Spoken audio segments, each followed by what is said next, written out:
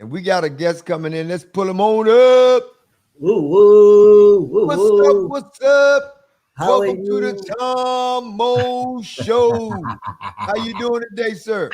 I'm good. I'm good. I'm good. I'm Now good. look, how do you pronounce your name, man? I'm not even going to try to pronounce it. How do you pronounce your name? Thokozani Mhlambi. Oh my God. I can't believe that's your real name. Yeah. That's my So, real so, name. so before we get started, what I'm gonna need you to do, you're gonna have to repeat your name again, but tell us where you come from and a little bit about yourself. Okay. My name is Thokozani Mhlambi. I am a musician and a composer, an intellectual and a cultural thinker from South Africa. I come from KwaZulu Natal, which is on the east coast of South Africa, and I speak Zulu as my home language. Okay, okay. Welcome to the Tom Mo Show once again. And what kind of artist are you? What is it that you play? I play the cello, I play the Baroque cello, and I compose my own music using the cello, and I sing in Zulu with my cello. Okay. Do you have any music that you created that you got out on the internet or social media? Absolutely. I have my album called Zulu Song Cycle is available on Deezer, Spotify, Apple Music, all the major um, streaming platforms. Oh man, congratulations, my brother. Yes, indeedy. How long have you been doing this? How long you been playing the cello? It's been a labor of love for the past 20 years, I would say. Wow. But I was fortunate that, most people who grow up in the township in South Africa do not, the township was the places during apartheid which were made for blacks to live, and they were made to be far away from the city center, and also they were starved of all resources and amenities. So I was very fortunate that around the time when Nelson Mandela was being released was the time I was starting school. Mm-hmm. So I went to what was called formerly Model C schools, Mm-hmm. which were schools designated for whites. Oh, really? Okay. And when I got there, I was actually surprised that I didn't know in my life, no one in my family knew that I could do music as an academic subject. Mm-hmm. Oh We my. always thought of music as this annoying thing you Mm-hmm. do on the side, or something that's not likely to give you any kind of merit. And so I felt very privileged being the first one in my family who was able, because everyone loved music, but I was the first one who was able to study it to an advanced level. And so, and in a sense, then it means that I carry quite a big weight on me, which is about not only playing this music that comes from a world that seems to be far away from me, which is the Western classical world, Mm-hmm. to also make it real for me in my African situation. And Mm-hmm. so for that, I had to turn to the past, the African past, and say, how do I invent a sound that connects with the African past, but is also able to be globally relevant today? That's right. That's right, man. Look, you Yeah. most definitely got the heads up for me, man, because from what you telling me, man, you have broke the mold. You have broke the mold because this is something that your family didn't think that was possible, right? Yeah. But not because of not out of ill will, but just because of exposure Mm-hmm. and also the designations of limitations that were Right. placed on us as Black people, as African people. Oh my God, man, that's wonderful. So do you play by yourself or do you play with a band or a group of people or what?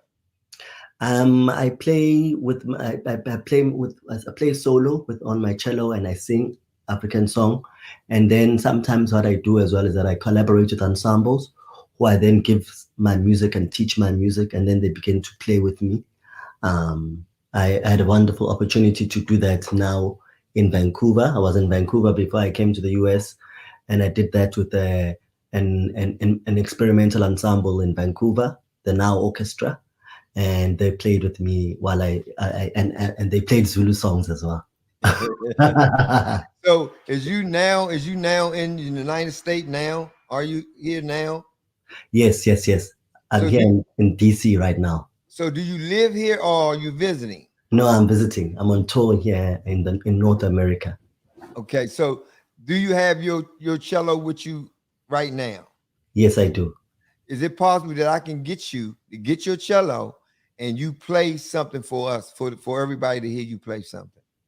Okay, I can do that. Okay, do that while I take a break, and when we come back, we're gonna hear you play the cello. How about that? For sure. Yeah, it's on. Okay, okay. Go ahead, grab the cello. We'll be right back. We're gonna do a quick commercial, man, while he get the cello, and we're gonna bring him back, man. I'm trying to tell you, man, God is good all the time.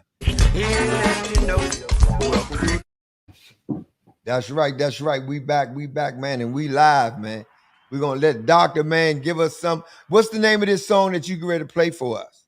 I'll play one tune which is from my debut album, which is called Tribute to Ntsikana. It's on you. Let's go. Let's go.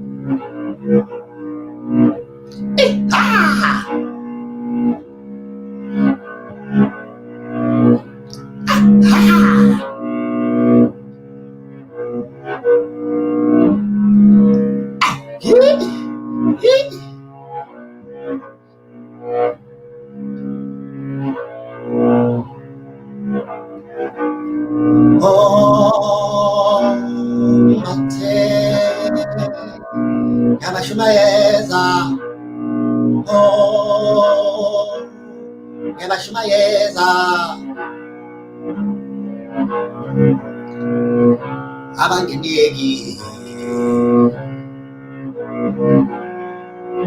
Shumayeli Bangeli Shumayeli Bangeli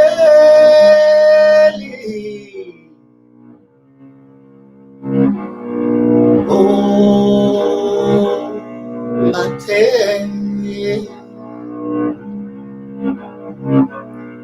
Yabashumayeza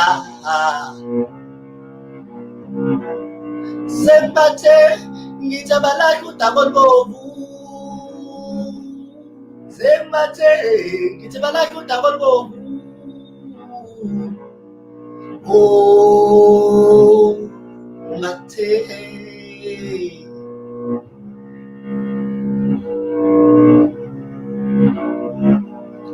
Yabashumayeza Shumayeli Bangeli Shumayeli Bangeli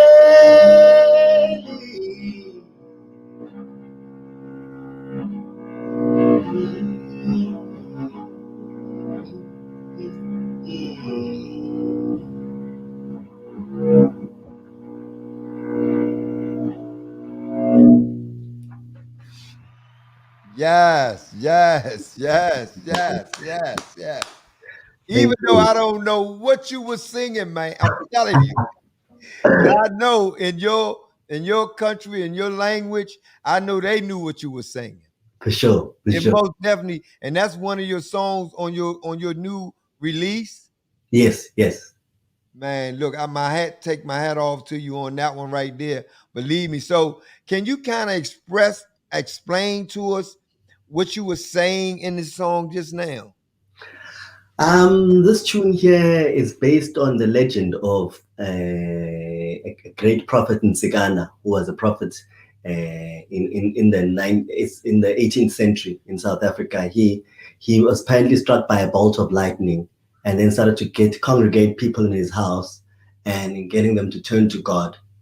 And this was without contact with the European missionaries who were doing something similar. He was on his own, and he started to start his own kind of congregation. And one of the things he used to do was he used to strike a piece of iron to call his congregations to come forward. And so, and that iron is called Ntsimbi Ntsikana. It's still known about today in South Africa. And so, in this tune, I'm putting myself in the shoes of Ntsikana, and imagining trying to bring ideas into a context and into a situation where they are little understood. And so, and when as the song says, "Bashumayel," it means go to them, go to them, and "abangenegi" means you can't find a gap to let them comprehend what it is that you are trying to think. Is that a spiritual thing? Is that a spiritual thing? No, I think for me it's more an intellectual thing because I think of the idea. I imagine myself hearing someone in the 1700s in South Africa walking around without any contact with white people and saying to them they must start doing organized religion, Oh, you know, yeah. and in a situation with its own frameworks of association and own ideas about coming together Mm-hmm. and different kinds of festivities. Mm-hmm. And so bringing ideas into a context where they're little understood, because indeed after Ntsikana, there was the great cattle killing, the Nongqawuse cattle killing, Mm-hmm. where people actually killed their cattle in great numbers because they believed it was about to be the end of the world. Oh. And it didn't become the end of the world. Mm. And so what only happened was that all these people then began to starve, and then they went to work, they had to go work for white farmers. Mm. And so it actually ended up accelerating the whole colonial process. Oh man, that's deep, man. Yeah, and so bringing ideas into a context that a little understood, it means also ideas that somehow, someday you'll be slaves, to give an example. Oh As wow. we know, our ancestors have gone through that stuff, but they had to imagine something that's bigger than themselves for us Mhm. to where Yeah, we are. yeah. Oh, most definitely. I like how you explained that. Believe that. Now, what brought you? What is it? Why you're here in the United States? What brought you here? You got concerts or anything like that coming up Yeah, or going on? I have a series of concerts. I've been doing a series of concerts and doing this conferences. So I did a concert at the Elastic Arts Foundation in Chicago, Mm-hmm. which is a legendary venue. And then I also had a chance in Chicago to attend a cultural studies conference. Mm-hmm. And also, I'm also researching about our people while I'm here. So while in Chicago, I had a chance to attend, to go to the Center for Black Music Research there. Mm-hmm. And at the Center for Black Music Research, begin to unveil the ideas around. One of the people I found there was a guy called Caleb Dube, who was very instrumental in getting the people of Bronzeville when they were about to gentrify Bronzeville and they were tearing down houses. He Mm-hmm. got the people to create memories around their houses, to take photographs, to document the history of the area. And this guy was from Zimbabwe. And Mm-hmm. he came here to help people this side, but he left his own music in Zimbabwe, which he hadn't studied either. Uh, Mm-hmm. and so I'm very much interested in Black internationalism. I'm interested in ideas about how do we find a place in the world, as we are living in an atmosphere of interracial mistrust, Mm-hmm. and the place for African bodies in that context. Mm-hmm. You deep for me, man. I'm trying to tell you for real. You deep for me because I'm trying to keep up.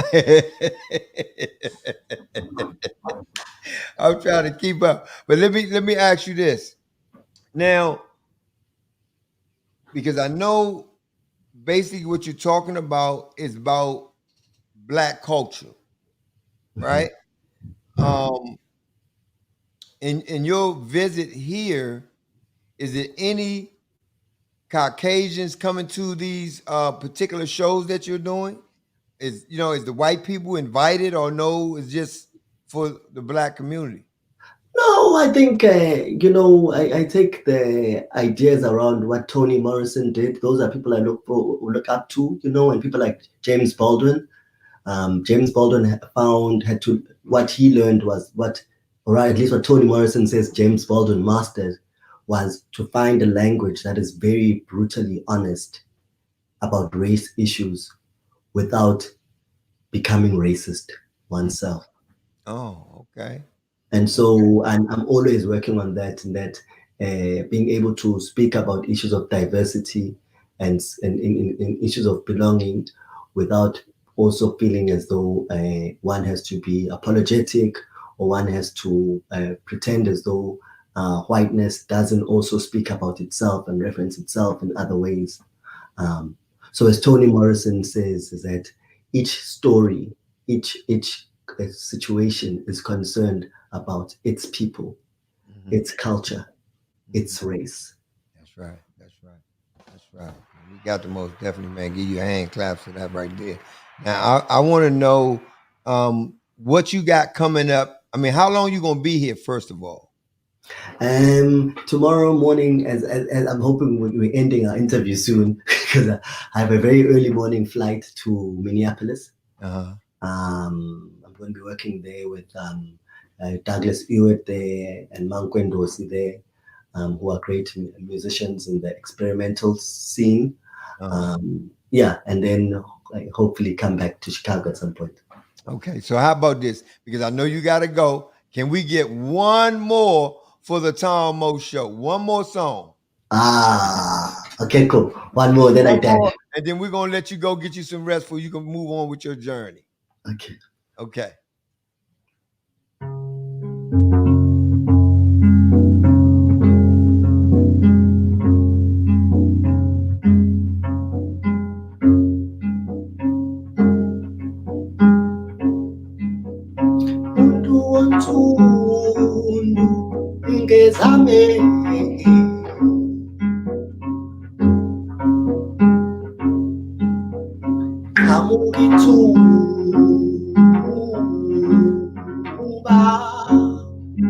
Ithuba libela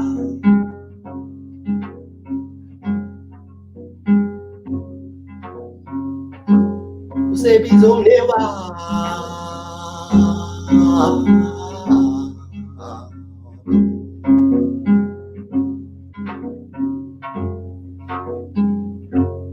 no tadewa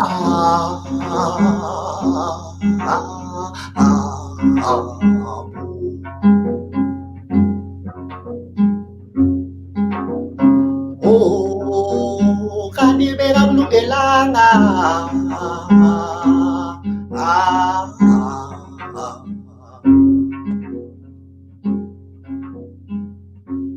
ngenyamezeli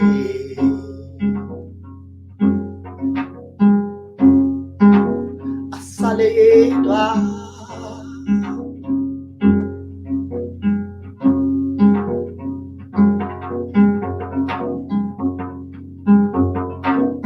bangalondlela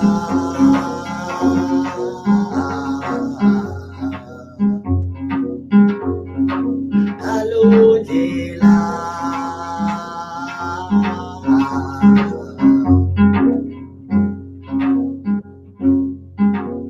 kalondlela udlulisa ulwazi lesizukulwane esizayo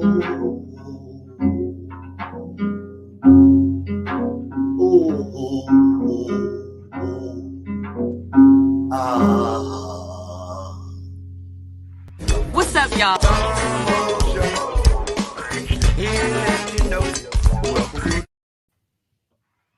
Amazing, amazing, amazing, man. We most definitely appreciate this brother, man, dropping in tonight, man. You know, you like, I mean, we tell you all the time, man. You never know who you might see on the Tom Mo Show. Hey, Doc, we appreciate you, man. We ain't gonna hold you up. I will ask you to explain us what you were saying on that song, but I know you gotta go. Just keep in mind, man, as you travel, man, you are always welcome. When you come to the city, make sure you reach out to me, man. Let me know you here, but we can bring you into the studio. Okay. You know what I mean? God bless you. And we will most definitely, man, looks forward to seeing you another time. Thank you. Can I share my social media handles for anyone who's Yes, interested? most definitely. Go ahead. Okay. If you are interested in following my tour, check me out on Facebook at Thokozani.music. So it's THOKOZANI Music. Catch me on Instagram as well. It's at Thokozani.Mhlambi, which is my surname, ThokozaniZani Mhlambi, Izo. Thank you. Man, God bless you, man, and we'll see you the next time. Be safe out there now. Thank you. All right. Bye. All right. Yes, indeed, man. As I was saying, man, you never know who you may see on the Tom Mo show, man, because we got so many people out here that's in our community, man, that's meeting different people, that's bringing them to the show. It's nothing that we're doing far as running around trying to find different people. Sometimes we bring people on because other people that know about our show introduce those people to us. Bring those people, because I had no idea that this brother was going to be on the show tonight, man. I made a phone call, but I got a phone call. Let me say that. I got a phone call from Mr. Coach Eats Hill, and he was like, Tom, man, look, bring him on the show, man. And that's just love, man, that we like to show any and everybody that may watch the show or may be into music that people need to hear, because it's all kind of gyro of music. Music is like forever all over. We know music started way back, man, up into where we at today now, and we got all sorts of music. And I think what he did tonight was fantastic, man. I'm really happy that I had an opportunity to be able to meet him, tonight on the show, and give him an opportunity to be able to play some of the songs that he did for us. I know that he gave y'all his social media handle. I hope y'all, reach out, support the brother, man. Look him up, man. You know what I'm saying? Because we got to do that, man.